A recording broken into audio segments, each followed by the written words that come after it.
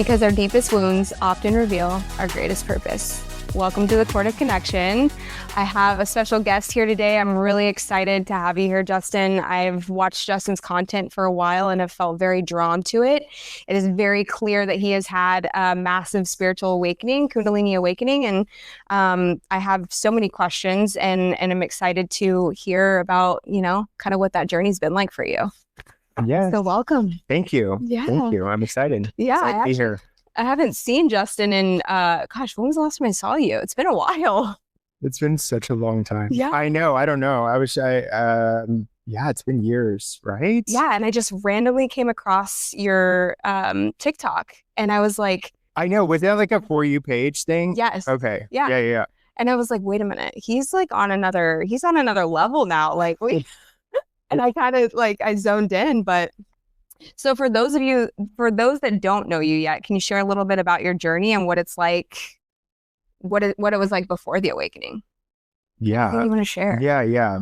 So my life had, really been full of challenges. I don't know. I kind of just felt, which I know is a thing that a lot of people feel, especially a lot of people that struggle with addiction and things like that really feel out of place and things like that. That rings true for my story. What I realized kind of through my awakening is that we all exist at a little bit of a different frequency. And looking back on, I believe we come in at a little bit of a different frequency, and some of us come in much more elevated. And I actually believe that this is just my perception, but I believe that people that struggle with addiction are more elevated souls. If you notice that, when people sober up, they are the type of people that they kind of light up the room, because they are existing at this elevated frequency. And I just find that, for me, it was just my frequency and the way that I operate in this world naturally was very, from day one in kindergarten was, I was attacked, and literally attacked by groups of people that ganged up on me. And so that it was a very intense kind of bullying. And it was really it wasn't based on anything I was doing. I was actually kind of just keeping to myself, but now I see it as my frequency. So, and that pattern has kind of played out throughout my life where it's this, just that led me eventually, because I always just kind of felt on the outside and I was observing, and I was struggling. I could put on a smile and just kind of, but I think I really was in this internal struggle for a long time. And really that led to some of my darkest days were after I relapsed after 7 years sober. So I went back into the world of substances and all of that. And I had so much shame around it because I was so identified with my time sober, and it completely just because it was I was buying into this idea that oh no, I threw all that away. And I had so much shame because but really that whole process, I left behind 8 years of a clientele because I felt, even though I was in a dark place and I was doing substances and that played into me leaving, it was also exactly what I needed. I needed to walk away from this thing that I loved doing hair, but it was just this deep, knowing that I needed to follow this calling to go to Asheville, North Carolina, which is what I did. And at first though, it felt like I just destroyed my whole life, because I walked away from that clientele and then I got heavier into drugs. And while all that was happening, so it was my external world was being destroyed, but it was also kind of the dismantling of everything that I identified myself with to really be able to remember who I truly am outside of all of those things. But at first, my identity was still wrapped in all of those things. So even though they were gone, I just felt like I was nothing, because I'm oh, well, now I don't have any of these things. So that was kind of that whole process, which led me to the point where I was just in such a dark place towards the end, because the thing is with addiction and with the thing that I was going through was very much like, um, I was shaming myself on such a level that I don't think that other people realize, like, because a lot of times people get into shaming people that are, oh, you went back out and you did this again, and so I was receiving that, but I was shaming myself way more than anybody outside of me could have, So my inner world was so incredibly dark, especially for that last like year or two. It was daily, thinking of really just awful ways to take myself off, this planet. I didn't want to be here anymore. And then I went from that to, then I was attacked by a police officer in October of 2023, which set off my Kundalini awakening. It kind of set it in motion. And that whole entire situation was, I believe 100% that it was 100% unavoidable.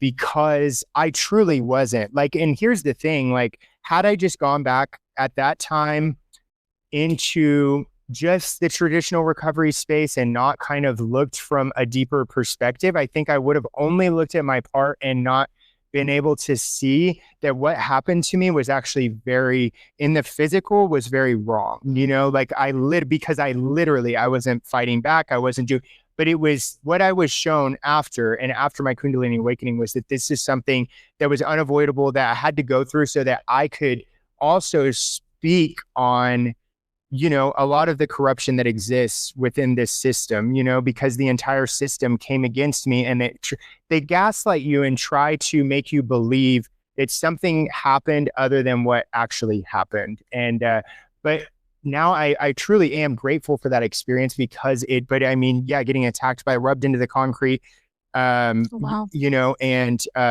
And choked by this police officer. My mom was on the phone, heard the whole thing. She was trying to find her recorder. So that was kind of, and then my dog, who was the only thing that I kind of held on to. That was the last thing I was holding on to, that just like that unconditional love that I got from her. So she died that month as well. That same month that I got attacked. So like darkest month of my life. And I remember there was this moment where my dad was going to Dallas. I was staying with my dad at that time, and I had just had to put Marley down. And so I asked my dad, my dad was going to Dallas. And then I had this thought in my mind. It was that moment of choosing to listen to that inner voice or like staying there. And it was that moment where I had a plan, like in my head. I was just like, I can't do this anymore. I can't, without Marley, like there's no way that I can do this, which might sound crazy to some, but it was her unconditional love. And I hadn't found that unconditional, and what that letting her go was kind of setting in motion was me finding the unconditional love that lives within me and learning to hold myself and love myself in the way that that space that she held for me, as wild as that sounds. Yeah. But it's just like, so that whole, like, that was the darkest month of my life, October of 2023. And it all kind of came to a head. And then that set my Kundalini awakening in motion. And then I had the Kundalini awakening in December, December 22nd, or 23rd, December 22nd. It was December 22nd, 2023. Woke up in the middle of the night for that. And I mean, literally, because it's a rapid movement of energy through the body, and it felt like my body was shattering. And I kind of had this, like, it was like a life review type of thing where it was more that I was remembering the things that are important in this life, and how all this other stuff that I was stressed about was really not, it was not important. Like I was just this awareness that I've wasted so much time, like living in fear and,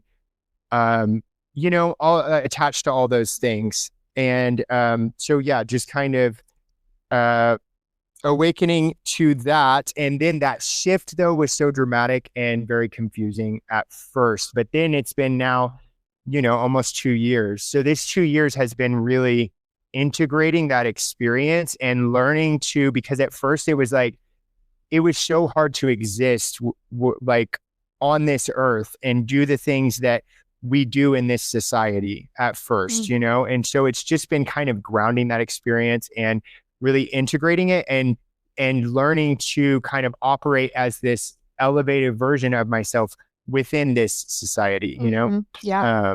So you didn't do like plant medicine or anything to ignite this, or did you? So yes, plant medicine played a role, this is the way that I see it. It played a role because the thing with plant medicine is that it's different. It's different for everybody. It's not for everybody. It was something that was calling me. And the way that I see it, my intention going in, because for me, I really needed to break through a lot of stuck patterns in the way that I thought about things in order for me to continue evolving and elevating. So plant medicine going in, like one of my main intentions was to break through stuck patterns of thinking. And it definitely helped me in that process. It was not the thing that set off my Kundalini awakening, but I believe that it played a role in breaking down stuck patterns. But it's all about the intention, and it's all about the integration. And it's not a path that's for everybody, but I think that there's a lot of like negative feelings about it, because there is people that end up using it just to escape, or they end up using it, you know what I mean? It's just like anything. It can be a tool that can also, be used as an escape. But it was definitely not that. I was completely sober when I had the Kundalini awakening. You know what I mean? Yeah. And that was the most powerful, and then for 4 months, that's like, all of these things that were coming through. But no, I wasn't under the influence of anything. I got you. Yeah. See, it wasn't like I went to this circle, then it ignited this thing happening. Yeah. And like kind of had to integrate. And it was more through my surrender because there was points in my life where I was like, oh, I want to reach this point. I want to be enlightened. I want to be at this place, And it was actually like before the Kundalini awakening, it was like, you know what? I'm a mess, and this is where I'm at. And this is, you know what I mean? And surrendering the need to be anywhere other than where I was in that moment. Yeah.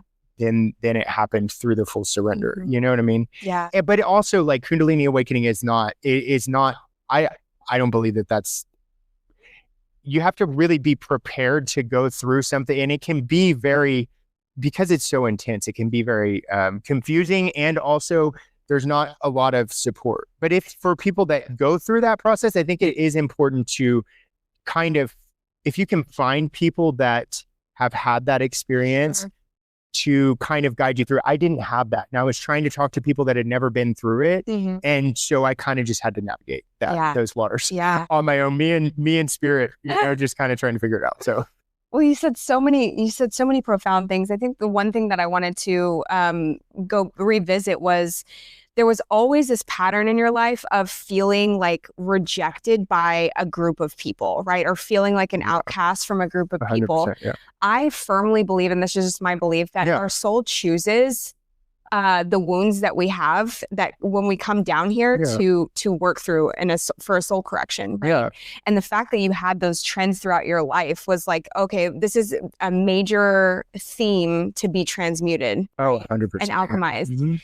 And so, and for me, a lot of mine was like people pleasing, poor boundaries, like low self-worth, like over identification with the body, right? Being someone who was in a larger body for most of my life, and like feeling so, you know what I mean? And like having to push through all those things, and every experience in my life led me to that same wound coming up, So that was interesting.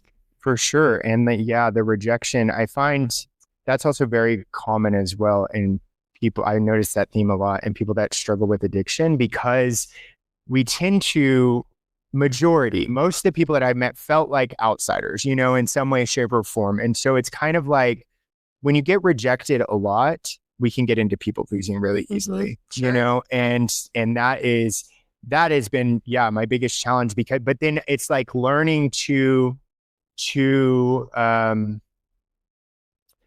kind of love myself and really, but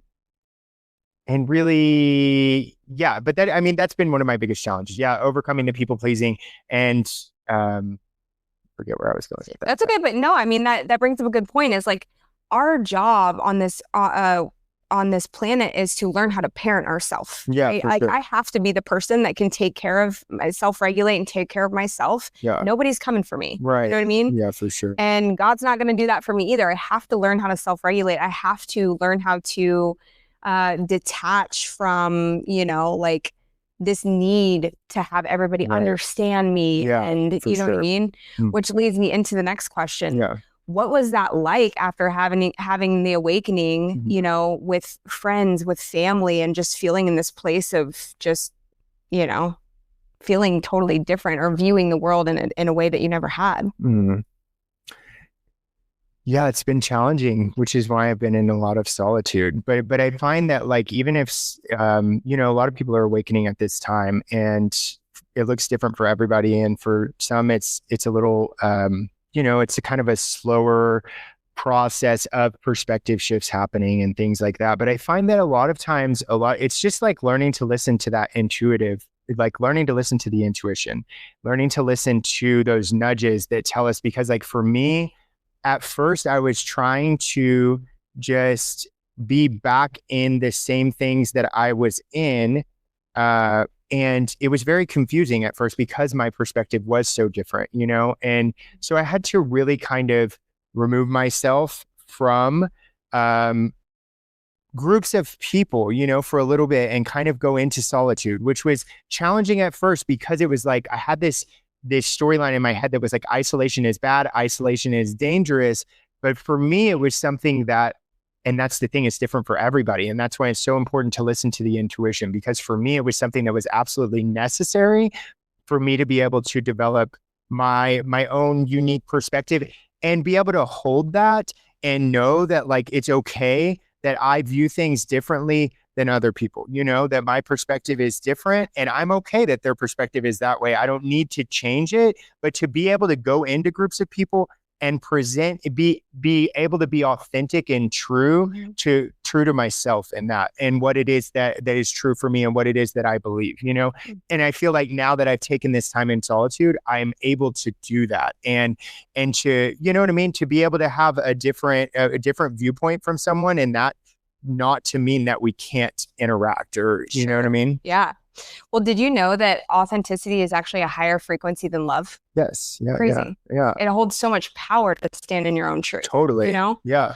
And it is. But we're kind of programmed, honestly, to be people pleasers in this society. We learn to get our sense of worth from what other people think of us, and from, society tells us what to be and who to be and all of that. And so we learn to get our worth from that. So finding that from within and standing in who we authentically are is so empowering, And I find that listening to the intuition also helps us in that as well, so that we don't have to constantly look outside of us for direction, because we can have people that help us and guide us and things like that. But it's like truly, the more we tune into our intuition, that's the point, like to listen to that, because that's truly empowering. Somebody can have an outside perspective and an outside view that can help us, but then it's like tuning into and listening from within for like listening to that, I think is so empowering. Yeah, absolutely. Well, and you mentioned earlier that, like going out to old places and doing those things was like really disorienting at first. I feel like I've been in this space of isolation for the past year myself, honestly. And when I say isolation, like, I don't know that my isolation has looked quite like yours, but, because I've still been operating in the world, but in comparison to where I had been for all of my life, I felt very called to like go inward, and I've moved, I've created some space in certain communities, and that has felt very like confusing, because it's, there's also this part of me that craves community, but there's certain parts of the old aspect of community that aren't aligning right now. Right. You know what I mean? For sure. Like vibrationally. Yeah. And so I'm so glad you mentioned that, because it is weird. It's a weird feeling to be like, I am like not fully, I don't know, integrated, but also this isn't working over here. This like other thing isn't feeling aligned anymore. Right. You know? Totally. Just feels destabilizing. Yeah. And I mean, I think that it's just it's learning to, listening to that intuitive nudge and being aware of where that's coming from. You know what I mean? Because I think a lot of times it's, especially in like the circles of recovery and things, it can get very much like don't trust your own thinking. But if your thinking is in alignment with it's learning to listen to your intuition, you know, and the more that you get in the practice of that, it's kind of listening to those nudges. The thing that's challenging within those circles sometimes is that people aren't open to other perspectives because they're scared of thinking outside of that. Yeah, and I understand that. You know what I mean? But it can be a challenging space to be in because it's like you're taught to think in one certain way, and anything that thinks outside of that feels like, oh no, you know, because it's like there's fear around that, like to be open to other ways of viewing it and doing things, you know? Well, and I think it gets labeled as like crazy or woo woo or whatever, right? You know what I mean? Which totally. I think at times labeled myself as woo just so people understand. And I'm like, I'm not doing that anymore. No, like I'm just connected to truth. Yeah. You know what I mean? For sure. So like, yeah. So was there fear or resistance along the way, like with the Kundalini awakening process? Like, was there any resistance or like maybe wanting to go back to an old version just because maybe it felt easier? Yeah, for sure. Also, I wanted to say this about woo woo. Yeah. So do you know what woo means? No. Okay. So, and I just learned this the other day, and I forget the thing behind the word, but woo is the source of creation. So it's the source of creation, the source of creation. So it's like people have this idea of like woo woo is like BS, but it's like, no, it means source of creation, source of creation. So I love being woo woo. Me too. I'm witchy. I'm all. Yeah. So, but yes, I mean, definitely at first, you know, it's, and still sometimes, you know, like I get into this. The thing is, though, that I know with my Kundalini awakening, it needed to happen at the timing that it did because it was preparation for this awakening that's happening on a collective level. You know what I mean? So that I could be in the space that I'm in and share my experience. You know, it's 111. You know, it's there is times though where I'm like, because right now it's getting a little bit better, but I've broken out so much of the societal conditioning and kind of patterns for the way that society operates. But I know that is because I meant to kind of play a role in ushering in the new paradigm and kind of new way of operating in this world.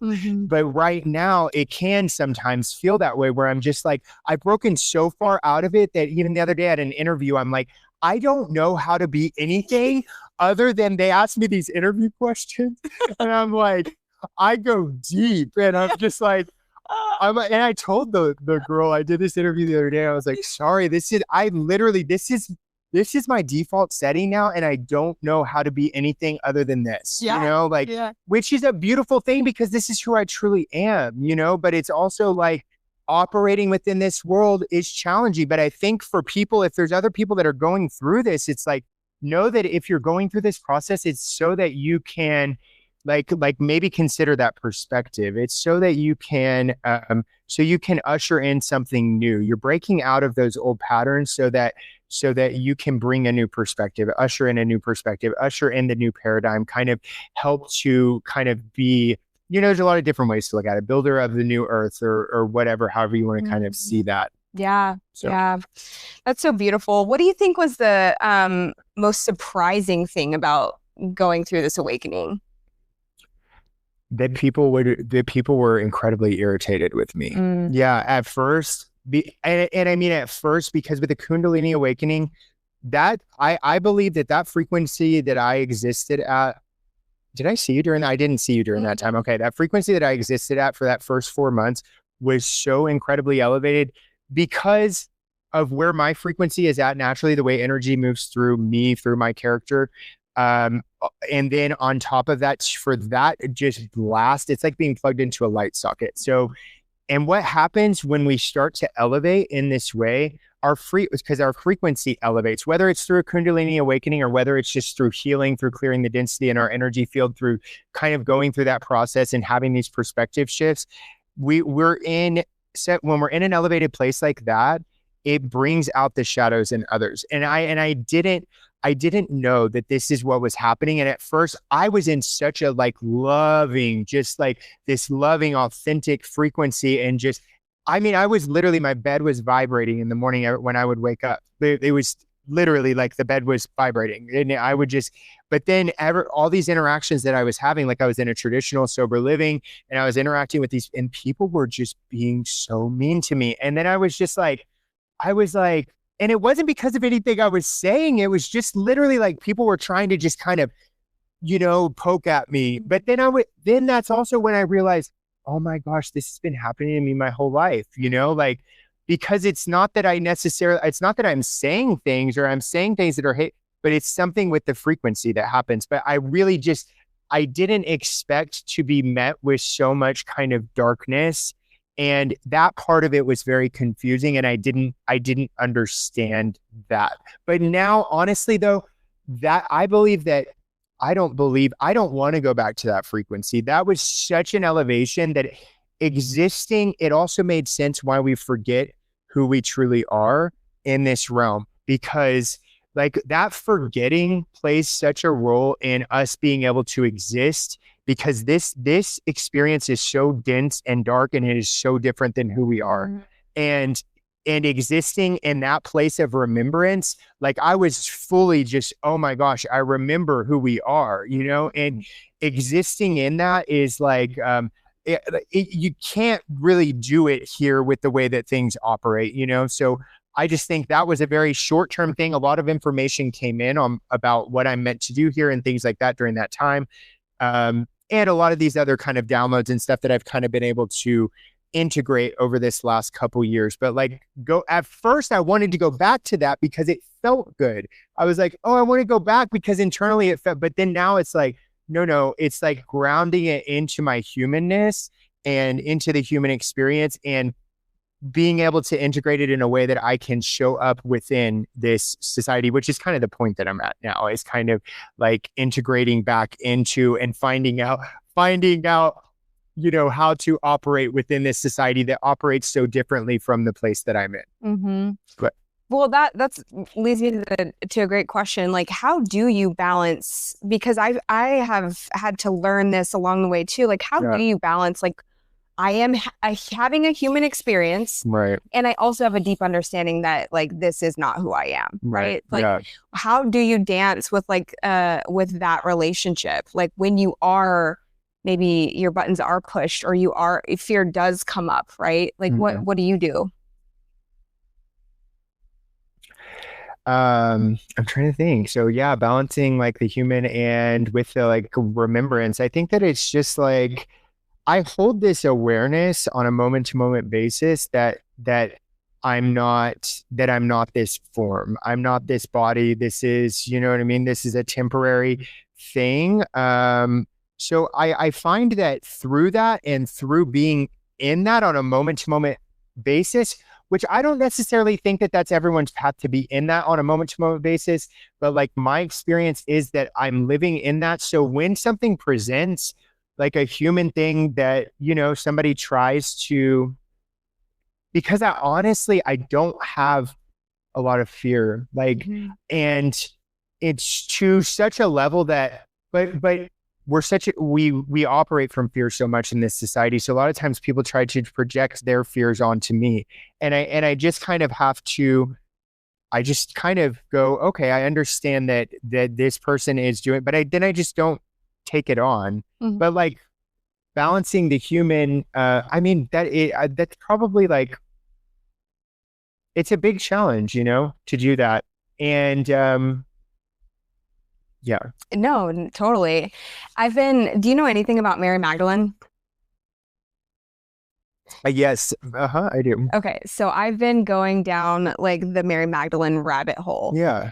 And there's so much power in like the gospel of Mary that was so buried. Yeah. And basically her and Jesus were like best friends. Yeah, you know? for sure. Yeah. And like the true story of her, not the horror story. Yeah. Exactly. Yeah, that they painted her out to, like, I mean, that's what our society does. Exactly. Women, so. Right. It's the suppression of the divine feminine, right? For sure. Which which is also intuition, which is also its creative power. And so it makes sense that it's suppressed because it keeps us small, right? You know, which is, I think, this is my perception, is that this collective elevation that we're feeling, elevation.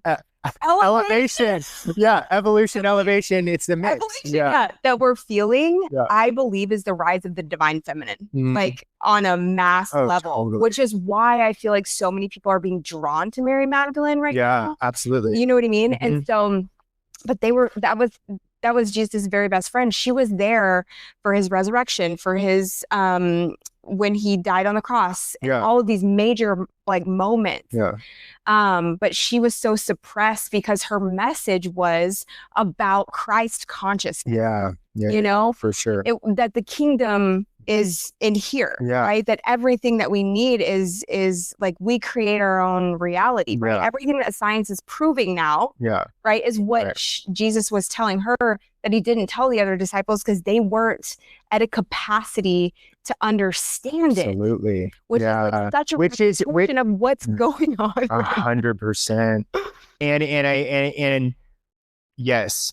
And I honestly, like, I see that pattern show up in a lot of other ways too, where it's like, I actually believe that, yes, and that's what Jesus was saying too, was like trying to awaken.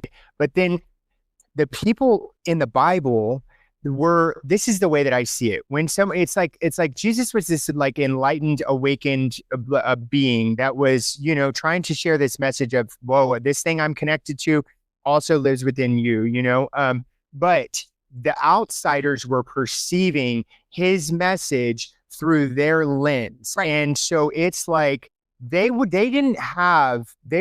him. They didn't have the awakening that he had. So what they were doing is perceiving his message through their lens. This is how it's like the telephone game. You know what I mean? Yep. Things get passed down, and everything that's in the Bible was people's perception of what he was saying. You know what I mean? This is also another thing that I see with recovery as well. This is a pattern. This is where I see, once you start seeing patterns, and I believe that's available to everybody, you start tuning into energy and you recognize patterns, you can see where these patterns repeat. And I believe in recovery as well. Like, Bill W. had this awakening experience, and then that awakening experience has been he was trying to relay this message, but then he also tried to put it in a black and white way of saying things. You know what I mean? And so a lot of times, like, what's being perceived and it can turn into an ego thing, because it's like, I used the program to build the ego at one point, and it's something that can very easily get into that. It's not saying anything bad about that. I'm never saying anything bad about the program. I'm really not. No, but I'm just seeing that a lot of times, if somebody kind of has a spiritual, and then I believe though, he was trying to get his message, which was really just as Jesus's message was, right. I believe, tune into this within, start listening to your internal guidance. Mm-hmm. Like there's no stipulations on tuning into the truth within and tuning into God. It's a moment-to-moment experience, and I believe that that's actually what he was trying to say, but it was the 1930s, and he was really trying to put it in a black and white format. That black and white format works really well for a lot of people, but I also feel that a lot of people are kind of feeling this. There's a certain point in evolution where it kind of it can start to not resonate, but it's learning to, but it's also, I always think of that page in the book as well, which I know we're not talking about recovery necessarily, but, okay. But, where it talks about just listening to, eventually you start to get into that place where you listen to the internal, you listen to, to intuitive guidance. You come to rely on it. Yeah, exactly. Yes. Yeah, truly.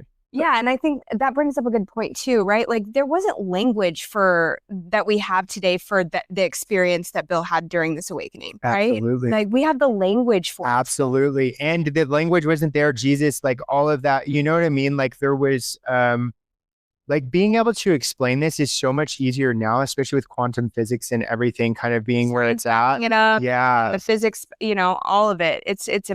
Well, and I think that that's what is making some people buy into it more, right? The people who I can buy into science, but I can't buy into this woo-woo, It's all the same though. It's all the same. And literally the more that you kind of like, for me, the more that I just allowed myself to see like, whoa, it's all the same. I studied Eastern philosophy. I studied Hinduism, Buddhism. I started getting into Jesus's teaching after my awakening because I had all this stuff about Jesus coming through. One of the main things was I never wanted people to worship me.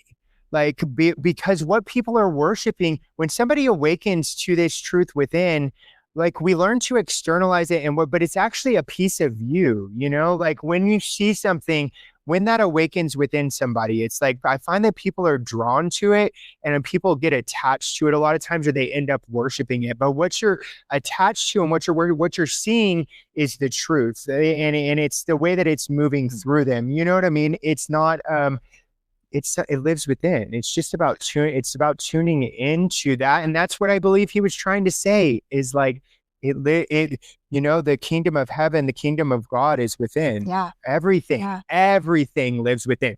We're expressions of each other. Like we are each other, all of it. Everything is everything. It's all mirroring, Yeah. Anyways. No, I love it. And I think to your point, right? Like what I see in you, right, when I was looking at your content is only because that stuff is coming up in me. Yeah, you know what I mean? Like we're just reflecting light back to each other. Yeah.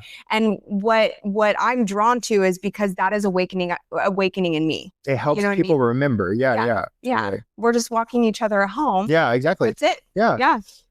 Which was like the whole idea of this podcast is the walk home to ourselves, walking home to ourselves. So let's see. Well, I guess we kind of answered this, but how have your relationships or sense of community shifted through this process? Like how do you find community today? I'm still figuring that out. Yeah. I love that. It's a great answer. Yeah. I don't know. That's actually because right now what I'm feeling is what I'm being called to is to create that, that's kind of my next step right now is getting back out into the world. And because this period of solitude started in December of last year, and now it's like, it's getting back. That's what I'm feeling called to do, is to kind of get back and build some sort of community. It is still kind of like I'm in this kind of in between space where it's not that I it's just kind of like a misalignment with so many different things. So it's kind of this weird space where I'm like, a lot of times I prefer to be around people that are in a space where they're kicked down a lot, or like people that are really struggling and in a dark place. I find that it's easier for me sometimes to connect with that than it is somebody who is in a place where they're very identified still with the things of this world, so it's but it's not that I can't exist in that space, and I'm never judging, but I think that there is a perception a lot of time, but it's just like, I'm still figuring that out, kind of. And that process, like for people kind of going through the awakening process, I think that it is, but it's just following the intuition, and it's always coming back into the moment and listening from within. And that's what I continue to do. I continue to go back in and be like, okay, I know I'm being called out of this period of solitude right now. I don't know what that looks like, but I follow the intuitive nudges. I follow you know what I mean? It's like, you asked me to do this felt right. And just kind of, doing this interview that I did the other day, it's just kind of taking those steps forward and trusting, following the little breadcrumbs, following the signs, and trusting that will kind of make sense in perfect time. Yeah. And that makes me think about the part of the conversation we had earlier before we started, where so many of us get stuck on the how and the what it's supposed to look like. Yeah. And we don't end up fulfilling like the destiny, we don't end up getting where we're supposed to go because we're constantly like blocking ourselves by the how and the why, Right. you know? Yeah. Yeah. We were talking about that. Because we are so conditioned to look at things and our society operates within you need to come up with a very specific plan and it needs to look this way. And then you take these action steps to get there. Mm-hmm. But it's like stepping into this space is more focusing on the elevation, focusing on the healing, because the more that we do that, we tune into the intuition and we start to come into the moment more. And so the more that we tune into that, we can start to listen to that guidance about what steps, and then things start to present. The more that we elevate things, as long as there's some sort of forward motion, you know what I mean? For me, it's that's what we were talking about with the content creation. It's part of that at first was oh, that feels so cringy or whatever. And it's not something that I really want. I don't really want to be a content creator, but my intuition was telling me, this is what you're meant to do. Put your voice out there in this way. And doing that as well, doing the content creation has helped in my own elevation and also solidifying my perspective. A lot of times the divine is talking to me through me in a way. It's literally because there's power in saying things out loud as well. And so a lot of times the messages are for me in that, but then it's a signal, and it's putting out this little signal for everything and everyone that is in alignment with where I'm at, but it's it is challenging because it goes against the way the society has programmed us to operate, that we need to know all the details. Yep. And still there's people that think but I'm it's going to make sense. It's starting to make sense for me. The pieces, I'm starting to see the puzzle pieces, things are coming together. Yep. Totally. You're so right, because they say we need to be prepared. You need to save. You need to do this. You need to do that in order for things to happen. And it's really just saying I don't trust God. I don't trust the divine unfolding. Yeah. But when I was saying this the other day, which is, it's so in line, but there's this guy on TikTok, and he's a kid actually, and he interviews all these millionaires, self-made millionaires, not people who are, and the thing that is the common theme in every single one of their talks is when he's asking questions of how did you get there? Da, da, da, da. They all say, I didn't know how, but I listened to the call, and I wasn't thinking about what it was going to be like when it didn't work out. I just did it. Yeah. It was so I took a loan out. I did this. I did that. I took the action, and I didn't worry about the how. Right. Exactly. That is anchoring into certainty. Right. Yeah, for sure. And trusting that. It's the same thing too with you look at the most successful films and things it's what's the formula? There's not really a most people with the most successful films will say, and this is why it tells the future as well. A lot of really successful, because they're tuned into something beyond, they'll say it came through me. It's not because it's well, I want the formula of how you created that. Right. Tune in. Yeah. That's it. Tune in and start listening to that. That is, and take those actions when we start to listen to the intuition, taking those actions, even because the conscious mind wants to come in and say oh no, but that doesn't make sense. But I always choose when my mind comes in and says that, I go, no, but that's not that. My intuition told me this. So even though that doesn't make sense, I'm going to take that action. Absolutely. I love it. That's exactly what I did with this podcast. Yeah. Yes. Wait, what? You want me to do a podcast? I don't want to be exposed like that, or have to work through the fear of rejection, or and it was well, you don't have to. That's the thing. You don't have to. You just do it. Right. Totally. Yes, is there stuff you have to technically work through? Sure. But also just by deciding and doing it, you're working through it. Exactly. And nothing is ever a failure unless you choose to see it as a failure. Right. Everything is a stepping stone. There's been many things. It's me starting the nonprofit that I started and everything. It's there's people from the outside that would go, oh, you failed. But it's no, I don't see it as failure. It was all stepping stones. The divine timing wasn't right. It's all about the way that you choose to see it. And the people that step into the most abundance and success, I find really like will tell you, you got to be willing to fail, Yep. you know, like you got to be willing, and it's about how do you walk through that, you know, how do you hold yourself through that? Yeah. And if you choose to see, I don't see it as failure because I look at every single sin and I go, every single failure, and I go, what is it? What is the deeper teaching in that? What did I learn from that experience? And a lot of times people will just give up, you know, and for me, a lot of people were like, when I started doing content creation, people were irritated by I could feel it. I'm very sensitive to energy. I could just feel that, oh, who do you think you are type of thing. You know what I mean? But it's like, and nobody was liking any of my stuff, you know, but I was just like, I'm not doing this for likes though. And that's what I had to remind myself is like, I'm letting the divine flow through me, and this is what I'm meant to be doing. So I'm not doing it for applause, and I'm not doing it for likes. And then the more that I've allowed myself to do that, it's for the people that need to hear it. You know what I mean? Like, so it's you know, it's like learning to, but for me too, I was prepared. It's like all that rejection prepared me to rejected,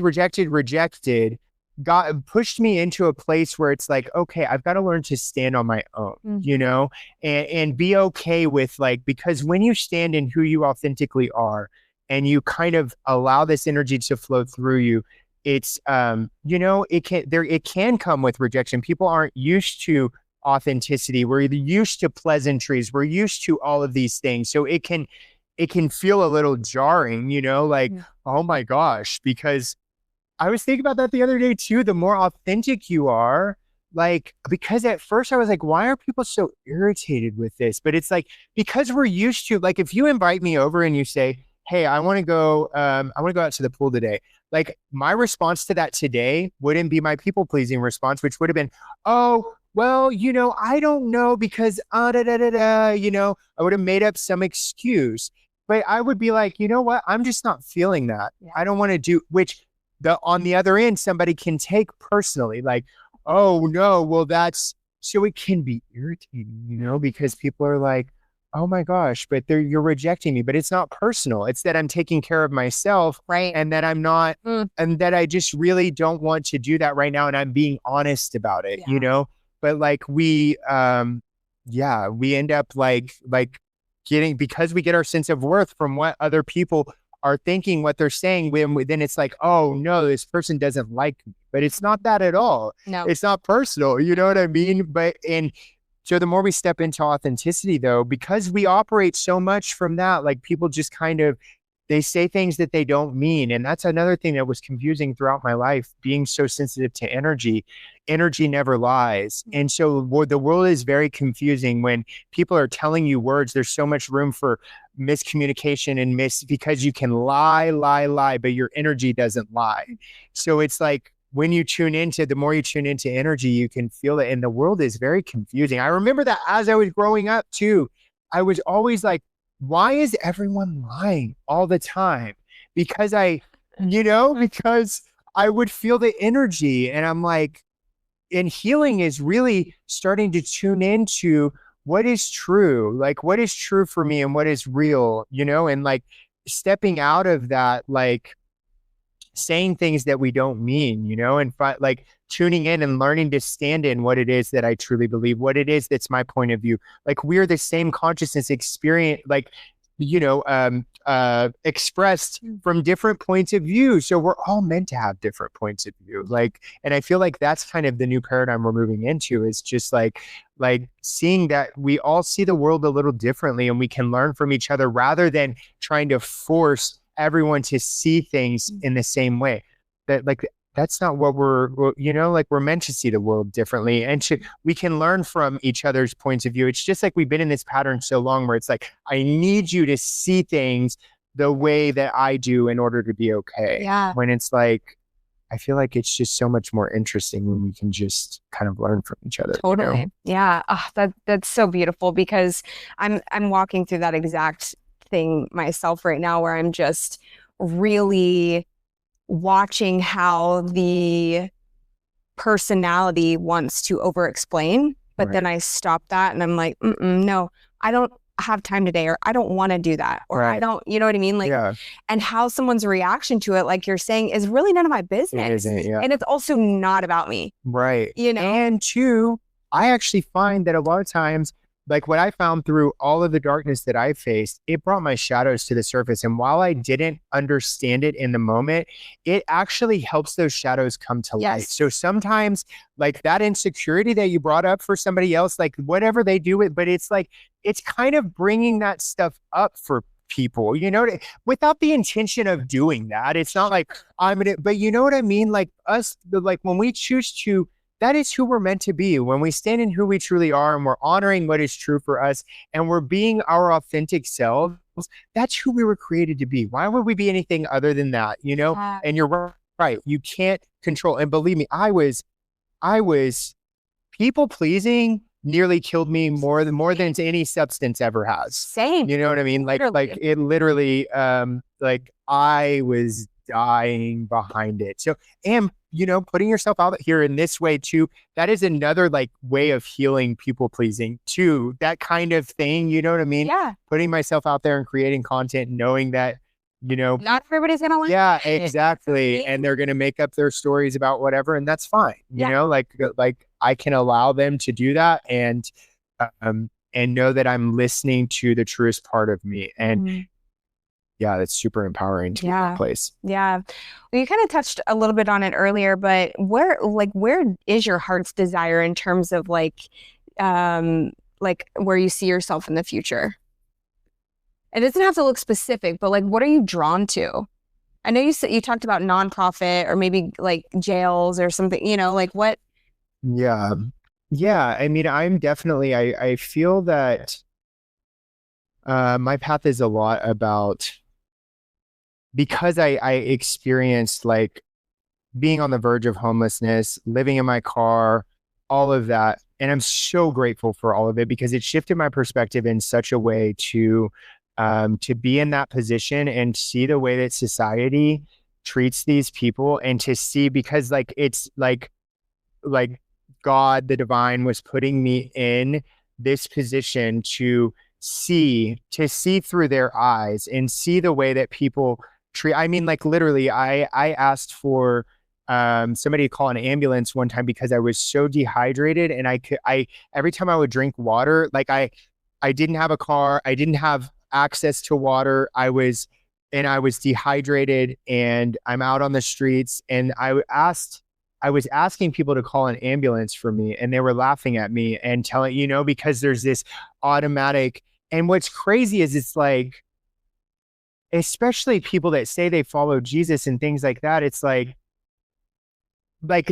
that is Jesus. If you're looking for Jesus, he's on the streets, you know, like literally that is, and he made that very clear as well. You know what I mean? But it's like, I just feel drawn to those people because I know that I walked through that for that specific purpose. And also people coming out of prison and jail and things like that. It's like, we're going to get so mad that our society gets so upset that people continue repeating these patterns, but everything is set up for failure. And I have seen that. The court system wants you to fail. It's literally set up so that you fail.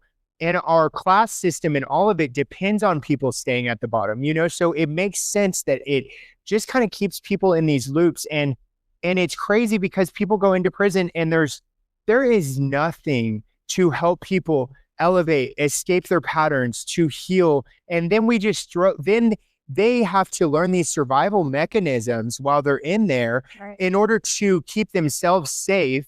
And then it's like, well, why do you act like that when you get, and of course they go back to the same systemic issue. Yeah, it's huge. Yeah. So I just feel like I feel really drawn to like creating the nonprofit is really about helping those people to escape stuck patterns and to do it in a different, like to do it in a way that is more holistic. That's not, that's not the traditional kind of way of looking at things. Because I found for me, like even with traditional therapy kind of stopped working for me very early on. Like it never, cause it's just the way that I am and the way that the level of self-awareness that I kind of already had. I was just therapy was kind of confusing. I needed to do things that kind of worked with the subconscious, and looking at that, and looking at how I escape stuck patterns rather than, I'm not saying anything bad about therapy. I'm just saying that therapy can bring an awareness of patterns, but then you stay in those patterns, like, it's like, okay, I know that this is what I do. I always do this but it's like helping people to really escape, to look into the subconscious, because the subconscious is really what's driving, our actions without us really even consciously knowing why we're doing that. So anything that kind of tunes into that. So that's kind of the vision for that, for Uncovering Truth, for the nonprofit, is creating these healing centers that really would be for everybody. That's kind of what I see is, and working more like kind of, run by like healers and light workers, things that have been through the trenches of the darkness and all of it, to help, because I find that holds so much more power. And that's something that happens like with recovery as well, because it really does. It holds way more power than somebody who read something in a book, who is seeing.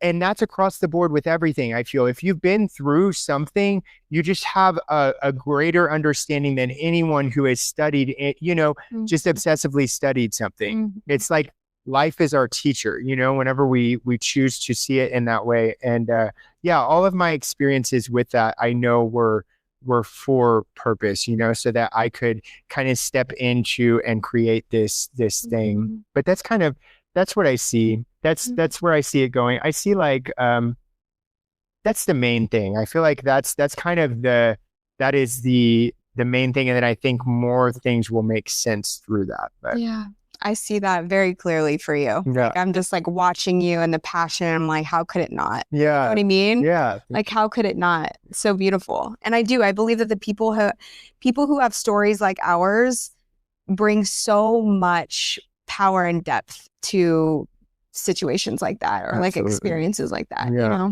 for sure. So where can people find you if they want to find you?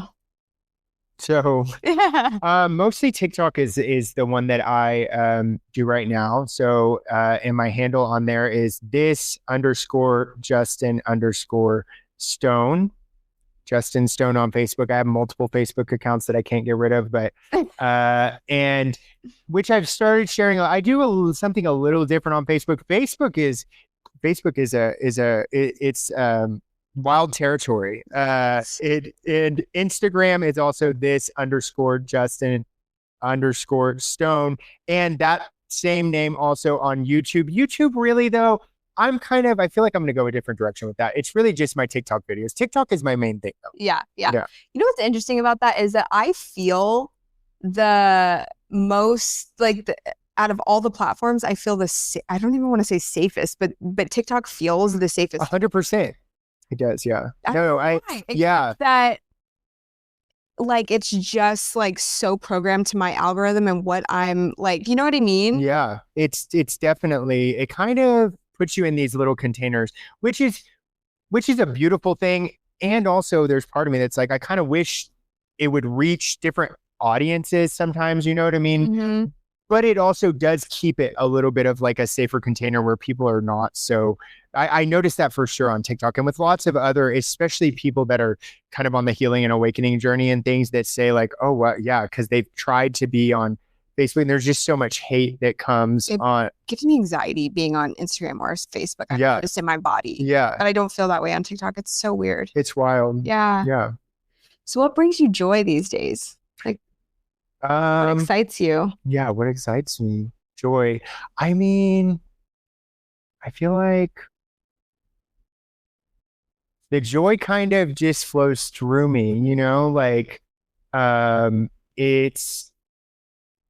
that's really what this period of solitude has been about, is tuning into that whenever it feels at times like I'm kind of trapped in this box that I've been in with no way to kind of get out of it. But then to find joy in that space is like everything else is a bonus, so that's kind of what this period has been about for me. But my dog right now, like my dog that I got like 6 months ago, that honestly has been one of the biggest challenges. Like I thought I was going to get this dog and it was going to be like Marley, and it's literally, he is the exact opposite.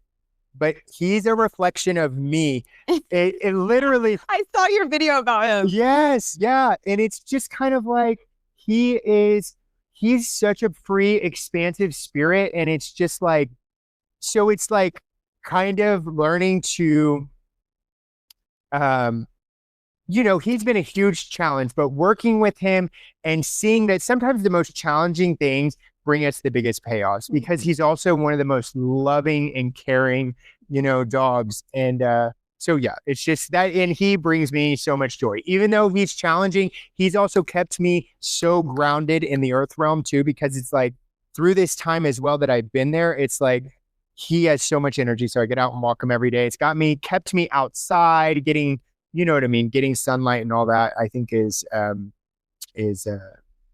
good, so that I don't get trapped in just being inside all the time. So yeah. Well, thank you so much for coming. I have thoroughly enjoyed this conversation. I definitely feel like we're on a very similar vibration. Yeah. And I look forward to seeing how your life unfolds and like what happens next. Yes. Me too. So everyone, thank you. Yeah. Awesome. Stone. Yes. Until next time, may the cord that binds us to one another and to spirit remind us that we are never alone, always guided, and always home.